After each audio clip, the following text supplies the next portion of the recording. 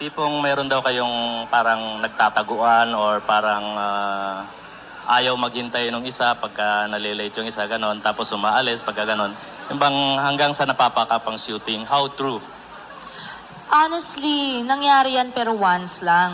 At that was the time na I think nagmi-meeting ang manager ni Gabby at si Tito Vic Talosario ng Viva at si Direk Manning Borlasa sa Viva. And then I wasn't advised about it. And then they all got to the set a little late, no? Mga half an hour late lang and I was there already. And then I think hindi agad na abisuhan si Gabby sa nangyari or ano, na hindi ako sigurado hanggang the last minute. Mga umalis ako, mga magfa-5 na eh.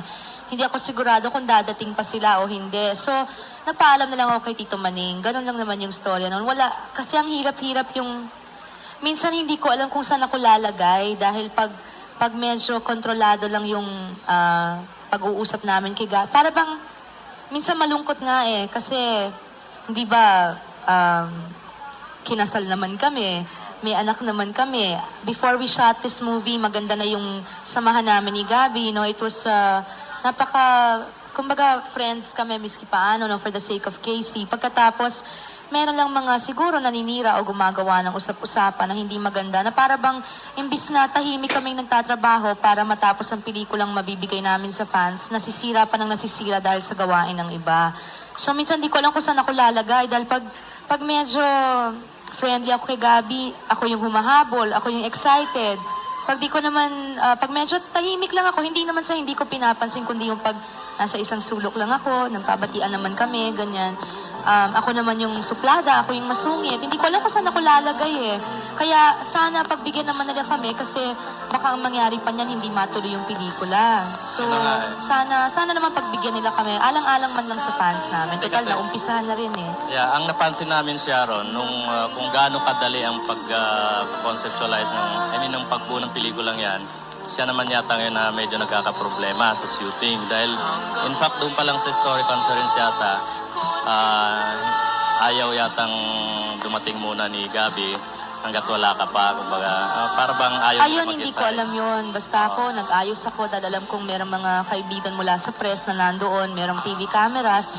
Kaya ako nag-ayos, tapos dumating ako, tapos ang sinabi, nandun daw siya earlier, tapos babalik na lang daw. So, okay lang. Hindi naman ako nakikipag-contest eh. Basta ako ginagawa akong trabaho ko. Okay, tama na muna dyan. Okay. Sa ano muna? Ganda ng buong bayan. Gusto ko palang kumustahin muna, Kuya Ernie, with your permission, ang kaibigan ko po na si Jaja. Hi! Babatiin din ako. Belated happy birthday to Casey. Hi, thank you very much. Thank kahit you. hindi ako kinumbida. Hindi, Kuya Ernie, talagang small. Actually, pupunta talaga kami kahapon ni Bong, kaya lang medyo umulan. Medyo Ari, oo. It was really very close, kumbaga family lang, saka very, very close friends. Kasi nasasanay siya dun sa malalaking, hindi naman pwedeng every year ang late-late na bata. Kala mo nagde-debut, di ba?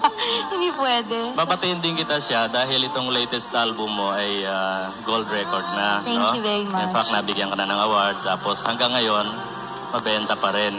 Nung nakita ko yung cassette, yung giveaway mo, napansin ko yung mga title, medyo talagang meaningful. Bagay dun sa title ng LP, yung For Broken For Hearts. Broken Hearts Only. Pagkatapos, bawat kanta, para bang may mga ibig sabihin. May storya nga daw eh. Sa buhay mo.